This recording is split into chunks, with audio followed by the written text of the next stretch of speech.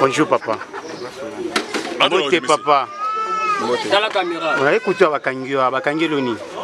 Bakayanga na sala ki retrait na petit nanga oyo alobi que non eza fort retrait yango wana ngana eko funda azuinga $50 na ngana pochi mbongo na esi azwaki déjà. C'est la retrait yo zanani pour s'arrêter.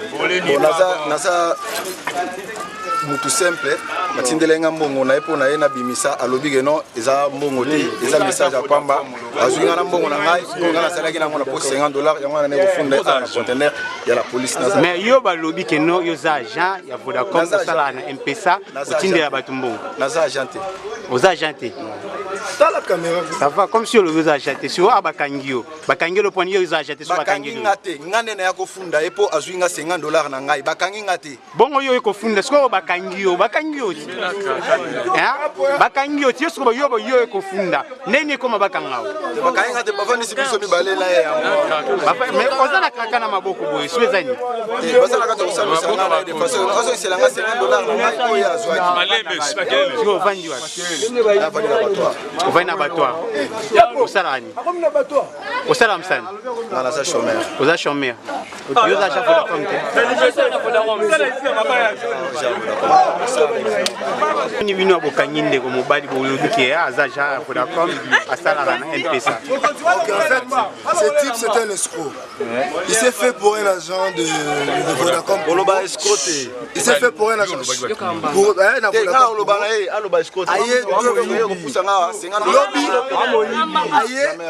À cause camarade moko ayaki awa à cause que non après c'est mbongo simité maintenant lelo oyo aye na message ya lokuta na téléphone na ye oyo azo renvoyer la kabatu pona azo kambongo akei nzambe pe asali bien ake a envoyé message pas ya mutu mo boa dans la voix atindi parce que papa pare foot dans atindi message $50 et atindi message que non $50 et na téléphone le type là abino il faut nga vérifier balance na ngai natala soki matito te afongoli or kasalaki message à lokuta atala boye papa compte ya mutu wana eza robot et bouger té on a nini compte moro normal statique yango la ndiabi oh mais il y a déjà $50 atamboli allez mukolo nini alandi abino mais yonde nini yotinde ninga nini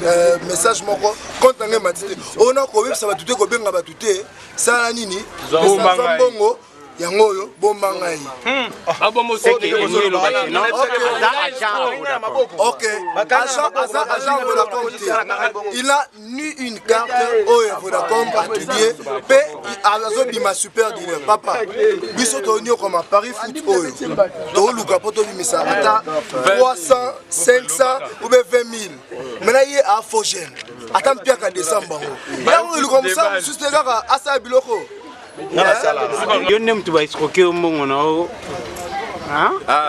bon il est que ndenge nini comme to ayeko sala nga avanti nga afani na kwena zo sanga ayeko sala nga avanti ya M-Pesa atindi message yo mo a follow message wana atindi lenga donc dans la fait un message eza M-Pesa yo ya kotinga na landie ka mo na landie dans la kange azo ebisanga petit nga ko benga bantu te zo mo yo ngango nga ebisanga bomo ebisanga ndingwana o pesa ka safa na melamai ngala sengo sa yo za moyiv c'est que azo miselo mbongo na o pesa ki donc ça me déjà akay ko benga l'état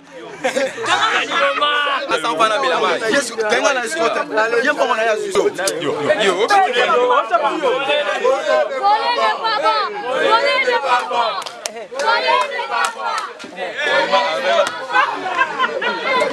ya mambo lelo te abananga mode abanango lelo te aya kosi batake o azacha Vodacom zonda ka mama lesu akosi atanga na yiniki bana yiniki bazara akosa tanga na yelka bana yelka bazara akosa tanga na IPC bana IPC bazara juste photo lobani ata vrai esco nazabo